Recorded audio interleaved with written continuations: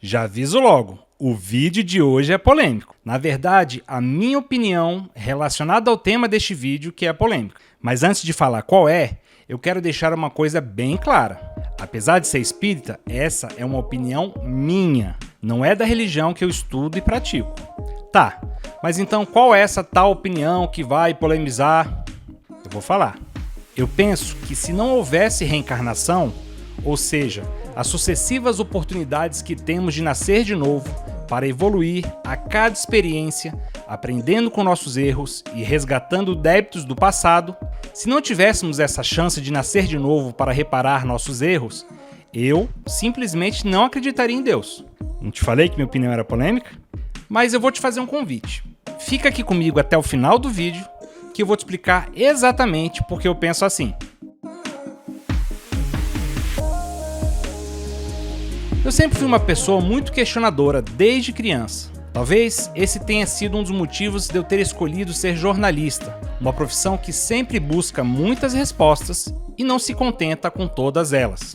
Eu frequento o espiritismo desde os meus 4 anos de idade, e a grande diferença do espiritismo para as duas religiões mais populares no Brasil, o catolicismo e o protestantismo, é que o espiritismo acredita na reencarnação. No Livro dos Espíritos, capítulo 4, que fala da pluralidade das existências, no item da reencarnação, Allan Kardec fez algumas perguntas aos espíritos e obteve as seguintes respostas. Abre aspas. Pergunta 166. Alma que não alcançou a perfeição na vida corpórea, como acaba de depurar-se? Resposta. Suportando a prova de uma nova existência. Questão 166b. Alma tem, pois, várias existências corporais?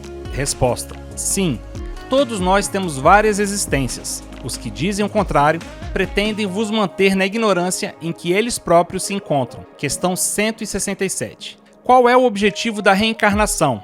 Resposta. Expiação, aprimoramento progressivo da humanidade, sem o que, onde estaria a justiça?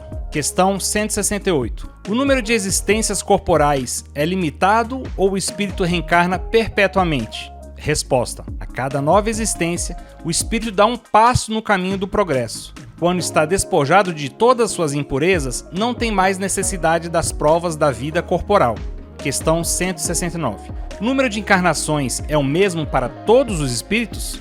Resposta. Não.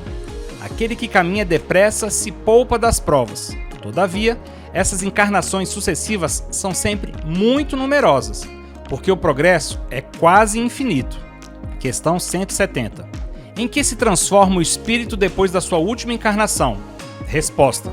Espírito bem-aventurado. Torna-se um espírito puro. Ainda no Livro dos Espíritos, no item Justiça da Reencarnação, Kardec pergunta, questão 171, sobre o que está baseado o dogma da reencarnação? Resposta, sobre a justiça de Deus e a revelação, pois repetimos sem cessar, um bom pai deixa sempre aos seus filhos uma porta aberta ao arrependimento. Não lhe diz a razão que seria injusto privar para sempre da felicidade eterna todos aqueles que não dependeram deles mesmos? Todos os homens não são filhos de Deus? Não é senão entre os homens egoístas que se encontram a iniquidade, o ódio implacável e os castigos sem perdão. Todos os espíritos tendem à perfeição, e para isso, Deus lhe fornece os meios pelas provas da vida corpórea, mas, em sua justiça, faculta-lhes realizarem novas existências o que não puderam fazer ou concluir numa primeira prova. Não estaria nem segundo a equidade, nem com a bondade de Deus, castigar para sempre aqueles que puderem encontrar obstáculos ao seu progresso. Se o destino do homem está irrevogavelmente fixado após sua morte, Deus não teria pesado as ações de todos na mesma balança e não os teria tratado com imparcialidade. A doutrina da reencarnação, isto é, aquela que consiste em admitir para os homens várias existências sucessivas, é a única que responde à ideia que fazemos da justiça de Deus em relação aos homens colocados em uma condição moral inferior. A única que pode nos explicar o futuro e fundamentar nossas esperanças, uma vez que nos oferece o meio de resgatar nossos erros por meio de novas provas. Fecha aspas. Após essas explicações do Livro dos Espíritos, voltemos agora a falar do meu lado questionador. Eu nunca aceitaria a resposta de um padre ou pastor, por exemplo, tentando justificar para uma mãe ou um pai que seu filhinho morreu porque Deus quis assim, não nos cabe julgar e ponto final. Ou que Deus permite que uma pessoa nasça sem os braços e pernas, enquanto a maioria nasce sem nenhuma deformidade física. Ou ainda nos casos de pessoas que nascem com alguma deficiência física, problemas mentais, pessoas surdas, mudas, cegas, etc. Se nós tivéssemos uma única vida, como muitas religiões pregam, que justiça de Deus seria essa, que na única vida que a pessoa tem, ela nasce com um grave problema? Ou nasce numa família extremamente pobre que não tem a menor condição de lhe dar bons estudos e, consequentemente, boas oportunidades. Isso realmente não entra na minha cabeça. No Espiritismo, aprendemos que tudo na vida tem um porquê. Um exemplo, sabemos que muitos que em outras vidas se suicidaram com um tiro na cabeça, voltam em outra encarnação com problemas mentais para reparar o mal que fizeram a si mesmas e que trouxe consequências ao corpo que a pessoa terá na nova experiência. Mais uma vez, quero deixar claro que não existe uma receita de bolo. Cada caso é um caso. Não estou afirmando aqui de forma alguma que todos os deficientes mentais foram suicidas. Não mesmo. Alguns, por exemplo, podem ter pedido para nascer com problemas mentais por ter abandonado em outras vidas algum filho ou parente que tinha os mesmos problemas. Agora, é muito importante destacar uma coisa. As consequências dos nossos atos não são castigo de Deus, mas sim uma oportunidade que temos pela misericórdia divina e que, na maioria dos casos, nós mesmos que pedimos para passar por algum problema, com o objetivo de reparar algum erro grave que tenhamos cometido em outras vidas. Independentemente do motivo, o fato de nascerem pessoas com algum tipo de deficiência, seja ela mental, física ou psicológica, acredite, faz parte de um resgate. E atenção que isso também é muito importante.